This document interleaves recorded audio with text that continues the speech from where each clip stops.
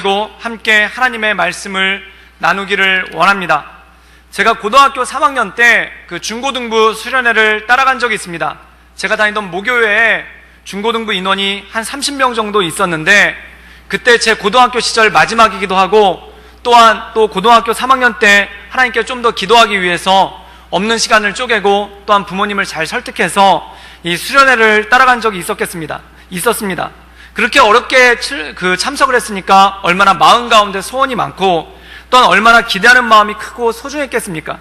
그런데 그때 저희 중고등부가 한 30명 정도 됐는데, 그 당시에는 그 기도원이라든지 수련회장이 많지 않았기 때문에 그냥 계곡에서 천막을 치고 거기서 함께 텐트에서 자면서 예배를 드리는 경우가 굉장히 많았었습니다. 그래서 저희가 강원도에 있는 치악산에 굉장히 계곡이 좋고 터가 좋은 곳에다가 그 50인용짜리 대형 천막을 하나 치고, 그리고 그 주변에다가 저희가 머물 수 있는 작은 천막을 쳐서 그렇게 캠핑 준비를 다 끝내고 이제 막 시장 예배를 드리려고 하는 참인데, 비가 쏟아지기 시작하는 거예요. 근데 비가 얼마나 많이 쏟아지는지, 이 빗방울이 얼마나 장대 같은지 머리에 맞으면은 머리가 따끔거릴 정도로 아프고, 그리고 나중에 이 50인용 텐트가 물이 너무 많이 먹어가지고 나중에 무너지게 되고, 그리고 그 옆에 계곡이 있었는데 계곡물이 넘쳐가지고 저희 텐트가 다 떠내려가고 식료품이 떠내려가는 그러한 일들이 생겼습니다.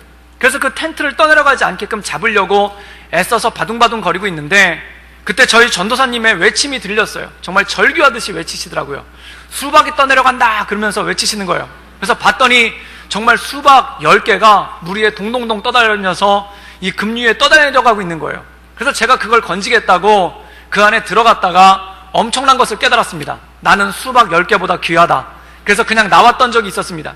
그런데 비가 그치고 났는데 이 천막은 다 무너지고, 그리고 식료품의 반은 다 떠내려가 버리고, 그리고 옷은 다 젖고 이불도 다 젖어가지고 도저히 수련회를 진행할 수가 없는 상황이었습니다.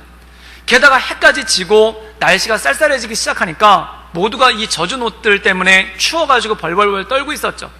그래서 모닥불을 피워놓고 거기다가 옷을 말리면서 남아있던 라면을 끓여서 저녁을 해결하고, 그리고 옷가지를 이렇게 말리면서 모닥불에 모여있는데, 그때 그 추워서 벌벌벌 떨다가 하늘을 봤는데 그 하늘에 있는 별들이 얼마나 초롱하고, 그리고 하늘에 있는 별들이 청명하고 얼마나 아름다운지 정말 감탄이 나오는 거예요. 제가 그때 은하수란 걸 처음 봤는데 은하수가 그렇게 아름답다는 것을 그때 처음 알았습니다. 그래서 그 하늘을 바라보면서 있는데 제 옆에 있던 친구도 마음이 비슷했는지 그가 갑자기 찬양을 하는 거예요. 그래서 시편 8편 여호와 나의 주여, 주의 이름이 얼마나 높고 위대하신지요, 그러면서 그 하나님 여호와 우리 주여, 주의 이름이 얼마나 아름다운지요, 그래서 막 찬양을 부르는 거예요. 그래서 저도 같이 찬양을 부르고 거기 있던 중고등부 학생들이 같이 찬양을 불렀어요. 그런데 그 무반주에 옆에 계곡물 소리가 나고 하늘은 청명한데 이 30명 정도 되는 이 중고등학생들이 무반주에 서로 화음을 맞춰가면서 그 별을 바라보면서 찬양하는 것이 얼마나 아름다웠는지 지금도 잊혀지지 않는 그러한 장면입니다. 그리고 누가 시작했는지 기도가 시작되고 그 별을 바라보면서 기도하다가 그렇게 밤을 지새우고 아침에 교회로 돌아왔던 그러한 기억이 있습니다. 그래서 저희 모교회 사람들을 만나면은 그때 기억을 떠올리면서 그때 정말 하늘이 아름다웠다, 그때 찬양이 너무 아름다웠다, 그리고 그때 그 기도가 너무 아름다웠다 이러면서 그때를 추억하곤 합니다. 그런데 다 그런 줄 알았더니 제 후배 중에 하나는 제가 그 얘기만 하면 몸서리를 치면서 그런 얘기를 다시는 하지 말라고 합니다. 왜냐하면 저한테는 그 밤이 너무 아름답고 또한 은혜로운 밤이었는데, 그 친구한테는, 그 후배한테는 그 밤이 너무 고통스럽고 너무 춥고 너무 길었다는 겁니다. 배가 고프고 춥고 너무 긴 밤, 그래서 너무 고통스러웠다는 거예요. 그래서 다시는 그런 경험 한번 해보고 싶지 않다고 저한테 그런 얘기를 하는 거였습니다. 근데 제가 그 얘기를 듣고 한 가지 이런 생각이 떠올랐어요. 누구한테는 그 밤이 똑같은 경우를 당했는데, 똑같은 일을 겪었는데, 누구한테는 그 밤이 너무나 아름다운 밤이었는데 누군가에게는 그 밤이 너무나 고통스러운 밤이었다는 겁니다. 또한 누군가에게는 그것이 너무나 아름다운 추억으로 남아있는데 어떤 사람에게는 다시 되돌이키기 싫은 그러한 상처로서 남아 있었다는 것입니다. 사랑 여러분, 똑같은 환경을 겪어도 또한 똑같은 일을 당해도 어떤 사람에게는 그것이 아름다운 추억이 되는 사람이 있고, 어떤 사람에게는 되돌이키기 싫은 악몽, 상처가 되는 사람이 있다는 겁니다. 그러면 그 차이는 뭘까요? 왜 똑같은 상황인데 누군가는 그거를 아름답게 느끼고 누군가는 그거를 악몽처럼 느끼게 될까요? 그 이유가 뭐냐면 바로 관점의 차이가 있기 때문에 그렇다는 겁니다. 그것을 보는 시각의 차이가 있기 때문에 그렇다는 것입니다. 사랑하는 여러분, 우리가 살아가는 삶도 똑같습니다. 똑같은 환경이고 똑같은 조건인데 누군가에게는 너무 감사함이 넘치는 그러한 일이 있고 누군가에게는 원망과 고통이 있는 그런 때가 있다는 것입니다. 그 이스라엘 민족에게 가네스 바네아가 바로 그런 땅이죠. 이 가네스 바네아는 이스라엘 최남단에 위치한 땅인데 광야와 가나안 땅을 구분짓는 그러한 접경 도시가 바로 가네스 바네아입니다. 그래서 민수기에 보면은 이스라엘 백성들이 광야를 떠돌다가 이제 가나안에 들어가기 위해서 가네스 바네아에 머뭅니다. 그리고 12명의 정탐꾼을 가나안으로 보내죠. 그런데 12명의 정탐꾼 중에 10명이 뭐라고 얘기하냐면은 그 가나안 땅은 정말 젖과 꿀이 흐르는 땅입니다. 너무 아름다운 땅입니다. 그런데 문제가 있습니다. 그곳에 살고 있는 가나안 족속들은 거인들입니다. 그리고 그들이 세운 성벽은 너무 높습니다. 그것에 비하면 우리는 메뚜기 떼에 지나지 않습니다 라고 얘기를 합니다. 그 소식을 듣고 가네스 바네아에서 이스라엘 민족들이 울며불며 하나님을 원망하고 낙심합니다. 그리고 왜 하나님 우리를 여기까지 불렀습니까? 왜 우리를 하나님 여기까지 불러서 우리로 죽게 합니까? 라면서 원망하고 다시 광야로 돌아가는 장면이 그 말씀 가운데 나온다는 것입니다. 사랑하는 여러분, 우리가 이 세상을 바라볼 때 한 가지 느끼는 것이 있습니다. 그것은 세상이 만만치 않다는 것입니다. 세상은 엄청나게 큽니다. 그런데 그 엄청난 세상 앞에 서 있는 나는 너무나 미미하고 메뚜기 같은 존재처럼 느껴질 때가 있다는 것이죠. 사랑하는 여러분, 이 세상 살아가면서 만만한 것이 어딨고 이 세상 살아가면서 쉬운 것이 어디 있습니까? 학교 다닐 때 생각해 보세요. 공부하는 것 절대 만만치 않습니다. 공부를 잘하고 못하고를 떠나서 공부한다는 것 쉽지 않고 또한 성적 올린다는 것 만만치 않은 일입니다.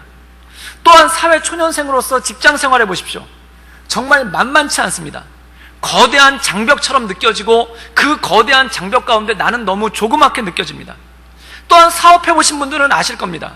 거래처와 거래를 트기 위해서 그리고 이 사업을 운영하기 위해서 얼마나 만만치 않은 일들을 겪어야 되나요? 또한 가게를 하시거나 식당을 하시는 분들도 느끼실 겁니다. 오는 손님들을 만족시킨다는 것이 얼마나 만만치 않은 일이고 또한 오는 손님들을 일일이 응대해야 된다는 것이 얼마나 쉽지 않은 일을 뼈저리게 느끼지 않습니까? 또한 결혼 생활도 마찬가지입니다. 또한 결혼해서 아이를 낳고 키우는 것도 그렇습니다. 결코 만만치가 않습니다. 더구나 한 달 한 달 먹고 사는 것, 이것 얼마나 힘들고 어려운 일입니까? 만만치가 않습니다. 마치 이 세상이 무엇과 똑같은가? 폭풍 치는 파도를 노를 져서 나가는 것과 똑같습니다. 노를 짓는데 늘 제자리에 머물러 있고 이 파도에 휩쓸리기만 하는 거예요. 마치 파도 치는 바다를 가는 것 같아서 북쪽으로 가는 것 같으면 남쪽으로 가는 것 같고 남쪽으로 가는 것 같으면 서쪽으로 가는 것 같은 그러한 모습이 있을 때가 굉장히 많다는 것이죠. 일생을 살아가는 동안 한 번도 게을러 본 적이 없고 또한 일생을 살아가는 동안 한 번도 내 인생을 허투루 살아본 적이 없고 또한 일생을 살아가는 동안 한 번도 성실하지 않은 적이 없는데 그렇게 아둥바둥 살아왔는데 늘 제자리에 머물러 있는 모습을 보게 됩니다. 또 어쩔 때는 뒤로 주춤주춤 후퇴하는 자기의 삶을 보게 됩니다. 그럴 때 느끼게 되는 겁니다. 이 거대한 세상 가운데 나는 메뚜기와 같이 미미한 존재라구나. 이 엄청난 세상 가운데 나는 아무것도 아니로구나 라는 그러한 느낌을 받을 때가 있다는 것이죠. IMF 시절에 그 어떤 시가 그 신문에 실린 적이 있는데 그 시 제목이 뭐냐면 아버지와 시계 나사라는 그런 시였습니다. 그 시의 내용을 보면 이래요. 아버지가 탁상 시계를 들고 울고 계신다. 아버지 왜 우세요? 여기 봐라. 나사 하나가 빠졌는데도 이 시계는 잘만 가는구나. 사랑하는 여러분, 이 세상을 바라보면서 이 세상이 나 하나쯤 없어도 너무 잘 돌아가는 거예요. 또한 이 세상이 나 하나쯤 힘들고 어려워도 아무 문제 없이 돌아가고 있는 거예요. 그런 세상 가운데, 그런 거대한 물결 같은 세상, 거대한 장벽 같은 세상, 거대한 태산 같은 이 세상 가운데 나는 한 줌의 메뚜기에 지나지 않는구나 라는 그러한 느낌이 얼마나 많이 듭니까? 우리가 이 세상 시작할 때 이런 생각을 합니다. 누군가의 도움이 되는 삶이 되리라. 그런데 살다 보면 느껴요. 누군가의 도움이 되기는 고사하고 누군가의 짐이 되고 있지는 않은가, 또한 누군가에게 부담이 되고 있지는 않은가 하는 그런 염려만 우리 마음 가운데 가득할 때가 있다는 것이죠. 지금 이스라엘 백성들의 모습이 그것이라는 것입니다. 자신들을 메뚜기로 봅니다. 이 거대한 세상 가운데, 이 거대한 물결이 흘려가는 세상 가운데 나는 아무것도 아니로구나. 그리고 나 하나쯤 없어도 이 세상 잘만 돌아가는구나. 또한 나 하나쯤 없어도 이 세상 잘 되고 있구나. 그리고 이 세상 가운데 내가 나고자 하는 되지 않을까? 이 세상 가운데 내가 짐덩어리가 되지는 않을까?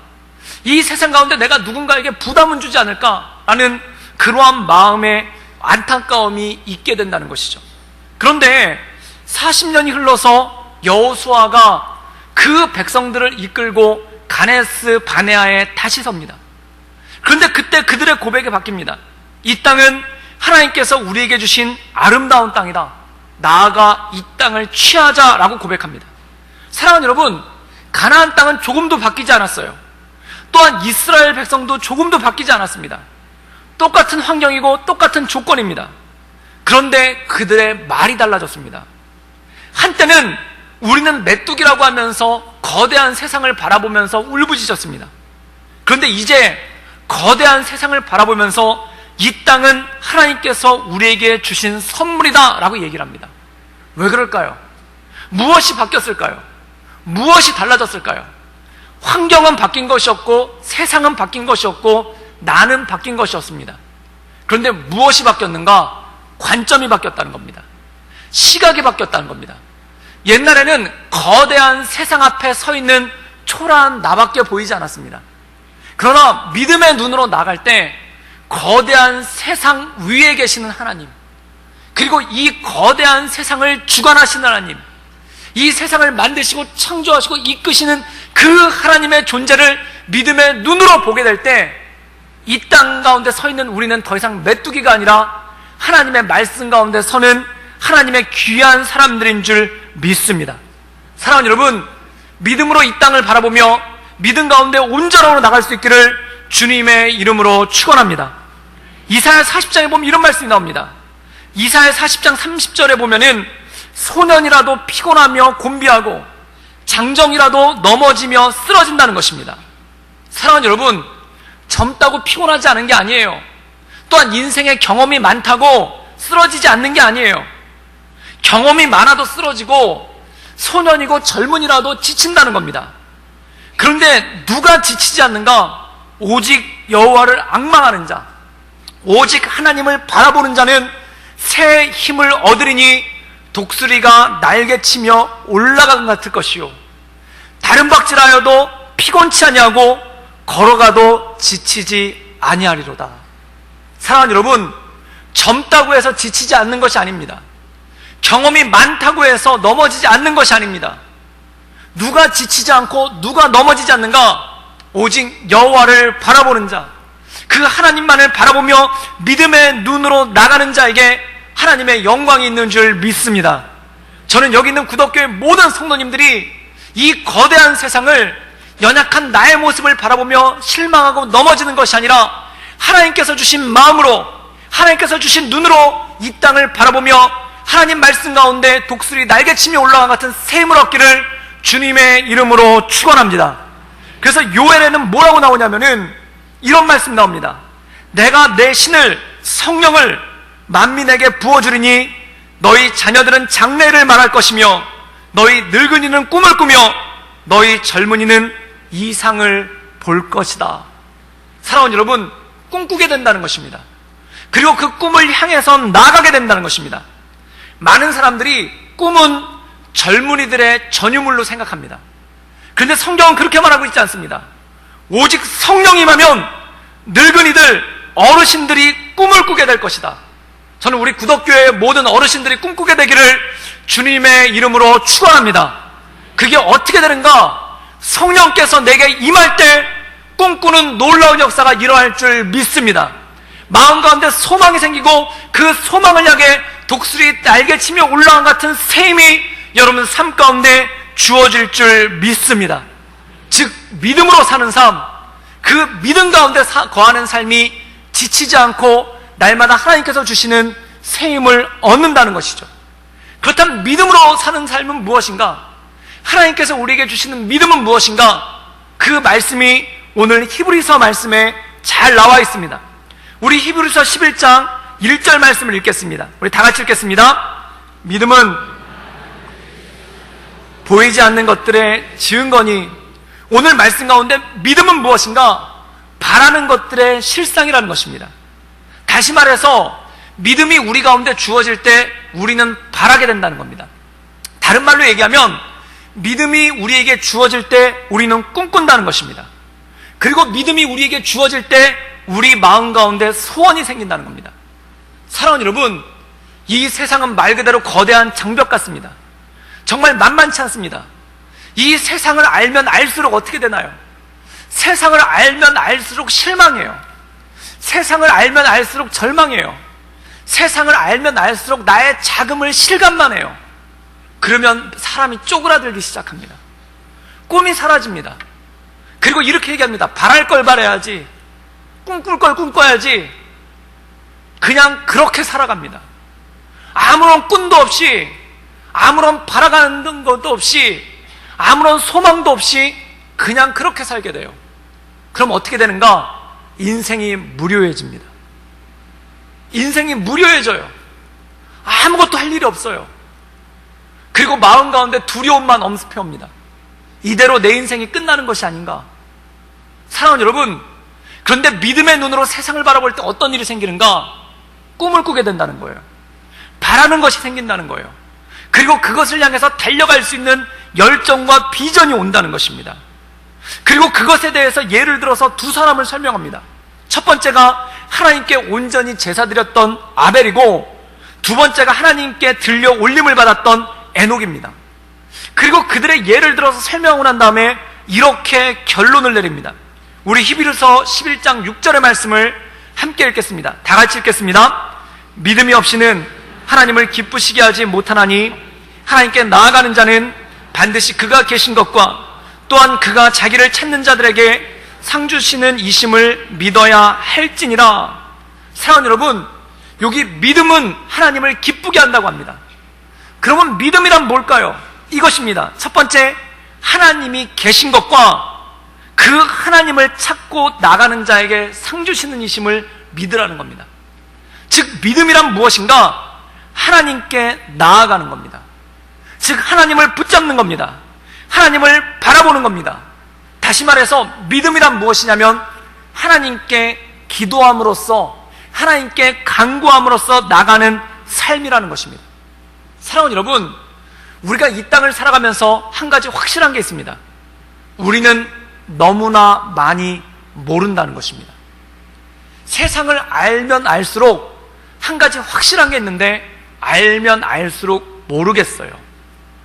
옛날에는 이렇게 하면 이런 결론이 나오고 저렇게 하면 저런 결론이 나온다고 생각을 했어요. 그런데 안 그래요. 이렇게 했는데 엉뚱한 게 생기고 저렇게 했는데 엉뚱한 게 생겨요. 알 수가 없는 거예요. 세상이 너무 복잡해요. 알 수가 없는 거예요. 지금 나한테 일어나고 있는 일이 좋은 일인지 나쁜 일인지도 잘 구별이 안 되고, 지금 이게 내가 바른 길로 가고 있는지 온전한 길로 가고 있는지 그것도 잘 구별이 되질 않을 때가 있어요. 정말 그렇습니다. 사람의 계획대로 되는 게 단 하나나 있습니까? 지금까지 살아오시면서 수많은 계획을 세우시지 않았습니까? 그런데 그 계획대로 딱딱 맞아떨어진 것이 얼마나 있습니까? 정말 내일 일을 모릅니다. 당장 1시간 후에 일어날 일, 당장 내일 내 인생 가운데 일어날 일을조차도 예측하지 못하는 것이 우리입니다. 알지 못해요. 물론 추측할 수는 있고 예상할 수는 있어요. 그러나 내가 생각하는 것과 정 다른 방향으로 나가게 된다는 겁니다. 사랑하는 여러분, 제가 그 대학부를 섬긴 적이 있었는데, 제가 먼저 섬겼던 교회가 대학부가 1000명 정도 됐는데, 그 공동체를 5개로 나눠가지고 200명씩 각자 다른 지역에서 예배를 드리게끔 그렇게 했습니다. 그리고 1년에 한 번씩 모여서 이 5개의 대학부가 연합 집회를 하죠. 그때 제가 한 대학부를 맡아서 담당을 하고 예배를 인도하고 있었는데, 그때 그 연합 집회 때 저희 대학부가 맡은 게 뭐였냐면은 간식을 맡았어요. 그래서 저랑 같이 사역하시고 있는 전도사님께 그것을 이름해 드리고, 그리고 그 대학생들 몇 명이 그 간식 만든 걸 도왔죠. 그리고 저는 집회에 참석하느라고 그 집회를 진행하고 그 집회에 참석을 했었는데, 간식이 어떻게 됐나 궁금해가지고 잠깐 그 간식 준비하는 방으로 가본 거예요. 갔더니 깜짝 놀랐습니다. 그게 뭐냐면은 과일이 있는데 그냥 먹어도 맛있는 사과, 그리고 그냥 먹어도 맛있는 바나나, 그냥 먹어도 맛있는 귤을 다 토막을 내고 있는 거예요. 근데 그걸 다 토막을 내가지고 꼬챙이를 가져와가지고 그 꼬챙이에 다 꽂아가지고 과일 꼬지를 만들고 있는 거예요. 그런데 그게 얼마나 많은 손이 들어가고 얼마나 많은 노력이 들어가고, 또한 그냥 먹으면 깔끔하고 맛있어야 되는데 그걸 또 일일이 다 토막을 내니까 거기서 과즙이 흐르고, 그리고 또 과즙 낸 걸 갖다 손으로 범벅을 해서 만지고, 정말 위생적으로 깨끗하지도 않고 시간만 많이 걸리는 거예요. 그 꼬지를 한다고 해서 뭐 사과 맛이 바뀌겠습니까? 꼬지를 한다고 해서 귤 맛이 바뀌겠습니까? 그냥 줘도 되는 걸 갖다 그걸 다 일일이 다 꽂고 있는 거예요. 그래서 제가 기가 막혀가지고 전도사님을 따로 불러다가, 지금 이게 뭐 하는 짓입니까? 이거 사람한테도 못할 짓이고 과일한테도 못할 짓이고, 그냥 먹어도 맛있는 거 왜 이 짓을 하고 있냐고, 시간만 많이 걸리고 힘들고 그리고 위생적이지도 않고 안 좋지 않냐고, 그러면서 이 전도사님에게 야단을 쳤어요. 그런데 문제의 점심시간이 끝나고 간식을 나눠주게 되었습니다. 그래가지고 저희 대학부 학생들이 그 간식, 그 꼬지를 한 걸 갖다가, 그 저한테 욕먹어가면서 만든 그 꼬지를 갖다가 이렇게 나눠주는데 예상 외의 반응이 나오는 거예요. 그게 뭐냐면 다 그 꼬지를 받아들고 나서 너무 예쁘다는 거예요. 너무 정성이 깃들어 있다는 거예요. 그러면서 어떤 애들은 그걸 가지고 사진을 찍기도 하고 단체 사진을 찍기도 하고 너무 고맙다고 막 인사를 하는 거예요. 그래서 제가 옆에서 보고 있다가 내가 생각했던 반응이 아닌데 막 이러면서 그걸 보고 있었어요. 그런데 진짜 클라이막스가 된 것은 담임 목사님이 그때 오전 예배를 설교를 하고 식사를 하고 오셨는데, 그 과일 꼬지를 보면서 이런 참신한 아이디어가 어떻게 생겼냐고, 그리고 너무 좋은 아이디어라서 앞으로 우리가 간식 준비할 때 권사님들한테 얘기해서 이렇게 해야 되겠다고, 그리고 칭찬을 하고 가신 거예요. 그랬더니 저한테 혼나가지고 저쪽 구석에 있던 전도사님이 제 옆에 오시더니 저를 이렇게 한참을 째려보고 가더라고요. 그때 제가 몸둘 바를 몰랐습니다. 그래서 제가 속으로 생각한 게, 그냥 조용히 있을걸, 그냥 조용히 있을걸, 괜히 그 설레발치고 이상한 짓 했다가 괜히 사람만 꾸겨진 거예요. 그때 한 가지 생각한 게 바로 이거였습니다. 정말 사람이 한치 앞을 모르는구나. 지금 이게 어떻게 될지, 이게 어떤 반응을 가져올지, 이게 사람들한테 어떤 영향을 줄지 이 한치 앞도 모르면서 마치 모든 걸 다 한다는 듯이, 마치 내 예상대로 될 거라는 듯이 이렇게 큰 소리를 쳤구나. 그거에 마음이 서늘해지는 거예요. 사랑하는 여러분, 세상에서 가장 교만한 얘기가 뭐냐면 나는 척 보면 안다는 얘기입니다. 사랑하는 여러분, 사람은 척 봐도 모릅니다. 어떻게 척 보면 알겠습니까? 무슨 궁예가 관심법을 가지고 있는 것처럼 나는 네 마음을 다 알고 있다, 그것과 똑같은 거예요. 사람이 어떻게 사람을 압니까? 물론 경험이 있고 많은 사람을 겪어보면 어느 정도 예측할 수는 있어요. 그런데 척 봐서 그 사람이 어떤 사람인지 어떻게 알겠습니까? 또 이런 말씀도 합니다. 하나를 보면 열을 안다고 그래요. 어떻게 하나를 보는데 열을 알 수 있겠습니까? 열을 봐도 하나를 모르는 게 사람이에요. 그 사람의 10가지를 봐도 그 사람의 한 가지를 모르는 게 사람인데, 어떻게 하나를 보면 열을 안다고 그러고 척 보면 안다고 그러고, 그리고 떡잎이 노랗다는 얘기를 그렇게 당당하게 할 수 있겠습니까? 사랑하는 여러분, 우리는 사람을 정말 모릅니다. 그리고 내 상황 가운데 주어진 것도 모릅니다. 물론 예측은 해요, 예상은 해요. 그런데 생각해 보십시오. 다른 사람도 모를 뿐더러 나도 나를 잘 몰라요. 내 삶이 어떻게 될지, 내 삶이 어떻게 펼쳐질지, 그것을 어떻게 알고 어떻게 예상을 하겠습니까? 이것이 바로 사람입니다. 그렇기 때문에 나의 모르는 것을 알기에, 그래서 가장 지혜자라고 불리우는 솔로몬은 이렇게 얘기합니다. 경영은 사람에게 있으나 이루시는 분은 하나님이시다. 사랑하는 여러분, 그렇기 때문에 우리는 기도할 수밖에 없고, 그렇기 때문에 우리는 하나님을 붙잡을 수밖에 없고, 우리는 하나님께 간구할 수밖에 없는 것 아니겠습니까? 또한 우리에게 어떤 상황이 주어졌을 때 이 상황이 나에게 복이 될지 화가 될지 어떻게 알겠습니까? 그래서 어떤 섣부르신 분들은 조금 안 좋은 상황이 벌어지면 망했다고 하늘을 우러러 탄식을 해요. 마치 가데스 바네아에서 우리는 메뚜기라고 울부짖었던 이스라엘 백성들처럼 어떤 조금 안 좋은 상황이 벌어지면 그것 때문에 울부짖어서 내 인생 끝났다라고 얘기를 해요. 사랑하는 여러분, 우리의 인생을, 우리의 삶의 모습을 어떻게 알겠습니까? 그건 아무도 모르는 것입니다. 그 일이 끝난 다음에 얼마 안 되지 않아서 2008년도에 중국 스촨성에서 대지진이 일어났죠. 그때 하루에 10만 명이 죽을 정도로 엄청나게 큰 지진이 일어났습니다. 그때 교회에서 저한테 그 명령을 주셔서 긴급 구호팀이라는 팀을 편성을 해서 중국 스촨성으로 갔습니다. 그때 의료팀을 데리고 갔는데 거기에 처음에는 접근을 못 해가지고 나중에 좀 기다리고 있다가 나중에 접근을 하게 됐는데 그쪽에서 그런 말씀을 하시는 거예요. 지금 사람들이 집을 잃고 가족을 잃고 그리고 가족들이 뿔뿔이 흩어져서 한 체육관에서 집단으로 생활을 하고 있는데 지금 이분들에게 의료적인 서비스도 중요하지만 그 마음에 위안을 줄 수 있는 그런 공연을 좀 해줬으면 좋겠다는 거예요. 그래서 공산국가니까 예배를 드리거나 그런 거는 안 되는데 어쨌든 최선을 다해서 그들에게 위로를 줄 수 있는 공연을 한번 해보라는 거예요. 그래서 갑자기 의료팀이 공연팀으로 바뀌었어요. 그래가지고 저희가 그 없는 걸 갖다가 그 청두라는 시내로 나와가지고 옥가지랑 한인교회에 연락을 해가지고 여러 가지를 구하고 또 부족한 거는 서울에 연락을 해서 보내달라고 해가지고 팀을 갖췄죠. 그래가지고 뭘 했냐면은 처음에 그 부채춤을 추고 그 우리나라 여학생들은 초등학교 때 다 부채춤을 춰봤기 때문에 피 속에 부채춤에 피가 흐르고 있더라고요. 그래서 부채춤을 추고 그 다음에 크리스마스가 가까웠으니까 그 스크루지를 중국식으로 바꿔가지고 스크루지가 아니라 왕서방이라고 이름을 바꿨어요. 그래서 중국어로 하니까 왕시방 이렇게 되더라고요. 그래서 그렇게 연극을 바꿔가지고 하나를 준비를 하고 그리고 그때 안재욱 씨가 중국에서 굉장히 인기 있게 불렀던 노래가 있는데 펑우, 붕우라고 해가지고 친구라는 노래가 있어요. 그걸 같이 연습을 해서 합창을 하고 그리고 마지막에 이제 워십 댄스를 하는 걸로 4개를 준비를 해가지고 그 지역에 가기로 한 거예요. 그래서 가기 전에 밤에 청두에 있는 한 호텔에서 밤새도록 연습을 했죠. 그렇게 밤새도록 연습을 하고 그분들이 무슨 공연하는 사람이 아니라 다 의사 선생님, 그 간호사들인데 그걸 해달라니까 또 그걸 또 밤새워서 다 사랑하는 마음으로 연습을 한 거예요. 그리고 아침에 버스를 3시간을 타고 그 지역을 갔습니다. 갔더니 다 무너져 있는 극장 같은 데가 있는데 거기 사람들이 한 1,500명이 있고 그리고 거기 무대가 덩그러니 있는 거예요. 그래서 공연을 하려고 준비를 하고 있는데 거기 오신 분 하나가 이런 얘기를 하는 거예요. 거기 공산당 간부라는 분인데 우리뿐만 아니라 북경에서도 공연단이 하나가 더 온다는 거예요.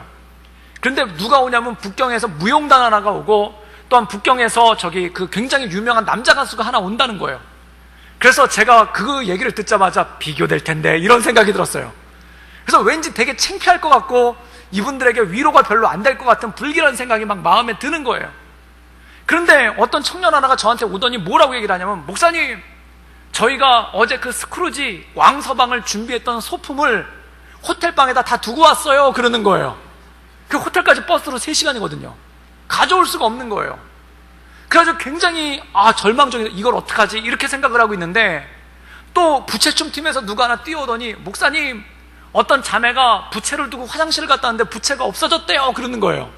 근데 다행히 10개가 다 없어진 게 아니라 자매 1명만 없어졌는데 이 자매 역할이 뭐였냐면은 그 부채춤 출 때 꽃을 만들지 않습니까? 그 가운데 꽃술 자매예요. 근데 꽃술이 지금 없어진 거예요. 그래서 그 얘기를 들으니까 갑자기 확 화가 나는 겁니다. 그래가지고 왜냐면 왜 화가 났냐면은 이 공연이 잘 안 될 거라는 확신이 마음에 확 온 거예요. 우리가 준비도 부족한데 게다가 이렇게 준비한 소품까지 도구까지 없으니 어떻게 잘할 수 있는가? 게다가 북경에서 온 저 팀이랑 비교가 되면은 우리는 뭐하러 여기 왔느냐? 이래가지고 마음에 걱정이 확 되니까 사람은 항상 그렇습니다. 걱정 그 다음에 오는 거는 화입니다. 분노가 와요. 그 다음에 오는 건 뭐냐면 누군가에게 책임을 묻고 싶어요. 누구 탓인가? 그래서 그 소품 담당자 어딨어? 이렇게 찾으려고 하는 순간 그 과일 꼬지가 생각이 났어요. 괜히 오버하지 말자. 괜히 설레발치다 나중에 망신당하지 말자. 그리고 거기서 제가 화를 낸다 한들, 거기서 불러다 꾸짖는다 한들, 걱정한다 한들 될 게 뭐가 있겠습니까? 그래서 혼자 조용히 기도를 했어요. 첫 번째, 주님, 망신만 당하지 않게 해주십시오. 그리고 우리가 망신당하더라도 절망하지 않게 해주십시오. 그리고 이 상황을 잘 수습해 주십시오. 그렇게 기도를 하고 나갔어요. 그런데 북경팀이 먼저 공연을 하는데 그때 제가 깜짝 놀란 걸 봤습니다. 북경 무용단이 왔다는데 어떻게 봐도 아줌마들이에요. 그냥 어떻게 봐도 길거리에 있는 아줌마들이에요. 제가 보니까 차라리 우리 여전도회가 훨씬 낫겠더라고요. 어떻게 봐도 아줌마들이 무슨 꽃무늬 몸빼바지를 입고 공연단이라고 나타난 거예요. 그러더니 무대에 서더니 손동작을 이렇게 몇 번을 하시더니 이렇게 우측으로 한번 10명이 우르르 뛰다가 좌측으로 한번 우르르 뛰다가 그냥 나간 거예요. 그래서 제가 저게 뭐야 그랬어요. 그게 북경에서 온 전문팀이래요. 그러더니 되게 유명하다는 남자 가수가 와가지고 노래를 불렀는데 그 노래 내용이 뭐냐면은 중국이 세계를 지배하게 될 것이다 뭐 이런 노래를 갖다 막 부르고 그리고 혼자 감격해가지고 간 거예요. 그래가지고 그 다음에 저희 차례가 됐는데 저희 자매들이 부채를 갖다 쫙 들고 서가지고 우리나라 부채 춤은 부채를 접어가지고 간 다음에 먼저 촥 피는 것부터 출발하지 않습니까? 그래가지고 이렇게 부채를 촥 피는데 갑자기 박수를 막 치는 거예요. 그 다음에 웨이브, 그 파도를 만드니까 막 일어나서 기립박수를 치는 거예요. 그리고 막 꽃을 만들었는데 꽃술이 없었는데도 불구하고 어떤 분은 막 너무 감격해서 막 울려오고 그래요. 제가 그걸 보고 깜짝 놀랐습니다. 왜 저러지? 이런 생각이 들었어요. 그 다음에 왕서방이라는 그 공연을 했는데 소품이 아무것도 없잖아요. 그러니까 신문지로 오려 붙이고 박스로 그 자리에서 급조를 해서 만들었어요. 그런데 그걸 할 때마다 사람들 반응이 막 오 막 이런 거예요. 무슨 방청객이에요. 그리고 끝나니까 막 다 일어나서 박수를 쳐요. 그리고 마지막으로 그 붕우 펑우라는 그 노래, 친구라는 노래를 부르니까 다 같이 일어나서 합창을 하고 마지막에 워십 댄스를 치니까 거기 계시던 분들이 다 무대로 올라와가지고 1,500명이 무대에서 막 같이 춤을 추는 거예요. 그러고 끝났어요. 그랬더니 그 공산당 그 간부 되시는 분이 박수를 치면서 와가지고 너무 훌륭한 공연에 감사드린다고. 제가 속으로 생각해서 뭐가 훌륭했을까? 이렇게 생각을 했어요. 근데 너무 훌륭한 공연에 감사드린다고 그러면서 밥도 사주는 거예요. 그런데 제가 그때 마음을 쓸어냈습니다. 아까 화내지 않기를 정말 잘했다. 아까 화냈으면 똑같은 일을 당할 뻔했겠구나. 그런데 그때 또 한 가지 생각이 들었습니다. 그 공연을 시작하기 전에 저는 믿어 의심치 않았어요. 우리는 망했다고. 저는 그 공연을 시작하기 전에 이 공연이 엄청나게 썰렁할 거라는 거를 저는 믿어 의심치 않고 확신을 했어요. 근데 전혀 다른 방향으로 나가는 거예요. 그때 또 한 번 알았습니다. 정말 한 치 앞도 모르는 게 사람이로구나. 그 한 치 앞도 모르면서 미리 당겨서 걱정하고, 그 한 치 앞도 모르면서 미리 당겨서 화내고, 그 한 치 앞도 모르면서 내 그럴 줄 알았노라고 마치 예측한 것 마냥, 마치 모든 걸 다 알았던 것 마냥 내 그럴 줄 알았노라고 큰 소리 치는 거, 그게 바로 사람의 연약함이로구나. 사랑하는 여러분, 우리는 다 아는 것 같은데 사실은 아무것도 모릅니다. 우리가 알고 있는 사실은 딱 하나예요. 내가 뭘 잘 모른다는 거, 그리고 내 앞길도 모른다는 거, 내 삶도 모른다는 거, 그리고 내게 주어진 이 상황이 복이 될지 화가 될지 그것도 모른다는 것입니다. 그럼 무엇을 가지고 나가야 될까요? 나를 붙잡아 주시고 인도하시고 역사하시는 그 주님을 바라보며 담대함으로 승리하며 나갈 수 있기를 주님의 이름으로 축원합니다. 한국의 최초의 선교사 중에 알렌이라는 분이 계세요.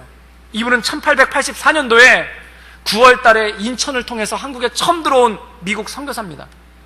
이분은 의사예요. 그런데 이분이 원래 한국으로 오려고 계획을 했는가? 그게 아니에요.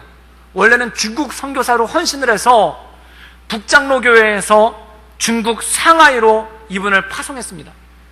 그런데 이분이 중국 상하이에 가자마자 거액의 선교비를 잃어버려요. 도둑 맞아요. 그래서 진료소를 열어야 되는데 그 선교비를 도둑 맞아서 진료소를 열지를 못했어요. 그리고 머물고 있는데 그것만으로 끝난 게 아니라 주위에 있는 다른 선교사들과 관계가 극도로 나빠진 거예요. 그래서 11개월을 상하이에 체류를 했는데 아무런 사역도 하지를 못했어요. 그리고 중국에서 사역한다는 것 자체가 불가능한 거예요. 그리고 미국에 있는 선교본부에 편지를 보냈더니 거기서는 뭐라고 하냐면 들어오지 말라는 거예요. 선교지에서는 선교도 할 수 없어. 본국으로는 들어갈 수도 없어. 거기서 어떻게 되겠습니까? 그래서 이분이 어디로 가면 좋을지 궁리를 하다가 한 가지 소식을 들어요. 그게 뭐냐면 조선의 서울에 있는 미국 대사관에 의사가 없다라는 소식을 듣습니다. 그래서 서울에 있는 미국 대사관에 편지를 써요. 내가 의사인데 혹시 필요하시다면 내가 거기 가도 되겠습니까? 그랬더니 대사관에서 이런 편지가 옵니다. 사실 딱히 필요는 없습니다. 그러나 정 원하신다면 오십시오. 그러나 우리는 당신에게 어떠한 것도 해드리지 않을 겁니다. 월급도 주지 않을 거고 당신이 어떤 사역을 하든지 돕지 않겠다는 거예요. 그래서 그 비호의적인 편지를 받아들고, 그런데 그나마 그것밖에 길이 없어서 이분이 인천을 통해서 서울로 들어간 거예요. 파송된 지 11달 만에 아무것도 못하고. 그때 그 서울로 들어가면서의 심경을 이렇게 썼어요. 나는 마치 짐덩어리와 같습니다. 누구한테도 도움이 되지 않는, 누군가에게 도움이 되고 싶어서, 누군가에게 힘이 되고 싶어서 작정하고 왔는데 나는 그냥 짐입니다. 이쪽 저쪽 갈 데도 없고 누군가에게 부담만 주는 나는 짐입니다. 그런 심경을 가지고 서울에 간 거예요. 그리고 서울에 갔더니 거기서 한 가지 얘기가 더 나옵니다. 절대 복음을 전하지 말라는 거예요. 이때 없듯이 살아라. 아무 일도 하지 말아라. 그게 이쪽 공사관에서, 대사관에서 그에게 준 명령이에요. 그래서 정말 3개월처럼 없는 것처럼, 그림잡처럼, 그리고 창고에 처박혀 있는 짐처럼 그렇게 살았습니다. 근데 3개월이 지나고 12월 달에 한국에서 일이 생겨요. 그게 뭐냐면 갑신정변이라는 정변이 일어납니다. 그때 개화파에 있는 개화당의 사람들이 보수당에 있는 사람들, 요인들을 암살을 하려고 한 가지 정변을 일으키는데, 그때 우정국이라는 우체국에서 연회가 벌어져요. 그때 거기 거물급 수구당 인사들을 초대한 다음에 그들을 암살하기로 한 거예요. 그리고 계획대로 그 작전이 진행이 됩니다. 그때 주 타겟이 누구였냐면은 이 수구당의 당시 왕비였던 명성 황후의 조카인 실세, 그 권력의 실세인 민영익이라는 사람이 거기 갔다가 이 개화당 사람들의 표적이 되어서 칼을 14방을 찔려요. 그리고 복부에만 7방이 찔리고, 그리고 등에 3차례에 걸쳐서, 그래서 거기 기록에 보면 뒤통수부터 등까지 30cm가 넘는 칼자국이 2개가 있었다고 합니다. 그래서 이 사람이 피를 흘리면서 쓰러진 거예요. 그래서 다 죽게 되니까 옆에 있는 사람들이 응급조치를 취하고, 심지어 궁궐이 가까워서 궁궐에 있는 어이들이 와가지고 치료를 하는데도 피가 멎질 않고 다 죽게 된 거예요. 그때 그 연회에 초대받은 사람 중에 미국 대사가 있었는데, 그 미국 대사의 머리 가운데 번개처럼 떠오른 사람이 누구였냐면 알렌이에요. 그래서 알렌을 불러와요. 그때 알렌이 급히 와가지고 이 사람을 봤는데, 그 당시 알렌의 기록을 보면은 이 사람은 살 수가 없는 사람입니다. 일단 상처가 너무 깊고 파열된 혈관, 끊어진 동맥도 있었고, 그리고 칼에 너무 많이 찔리고 그 상태로 방치해서 피를 너무 많이 쏟았다는 거예요. 그런데 알렌더러 그를 치료를 하라는 겁니다. 그때 알렌이 그를 바라보면서 그런 느낌을 받았다고 해요. 내가 이제는 정말 벼랑 끝에 몰렸구나. 더 이상 갈 데가 없구나. 이 사람이 나한테 치료를 받던 중에 죽게 될 텐데 그럼 나는 어디로 가야 될 것인가? 그래서 그가 하나님 앞에 기도를 합니다. 주님의 뜻이 나에게 있다면, 주님의 뜻이 내가 이 땅에서 복음을 전하는 것이라면 이 사람을 살려주십시오. 그리고 이 사람과 저를 이 절망적인 자리에서 일으켜 주십시오. 그리고 수술 도구도 제대로 없어서 명주실을 가져다가 그 민영익의 동맥을 연결하고 상처난 부위를 꼬맵니다. 그렇게 수술을 마쳤는데 기적적으로 민영익이 3일 만에 회생을 해요.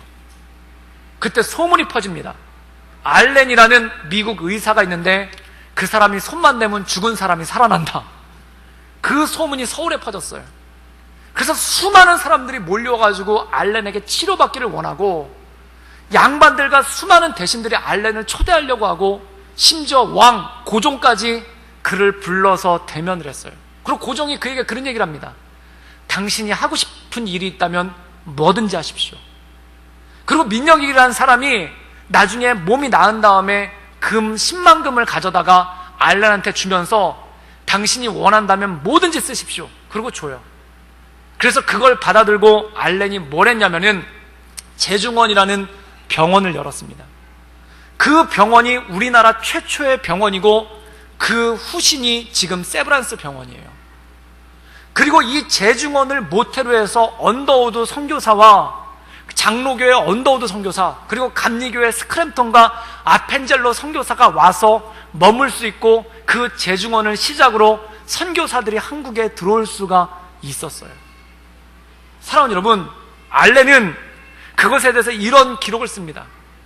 나는 진과 같은 존재였지만 하나님은 나에게 힘을 주셨습니다. 그리고 나는 벼랑 끝에 섰지만 그 벼랑 끝에서 떨어지는 것이 아니라 그 벼랑 끝에서 날개를 달고 날아오르게 되었습니다.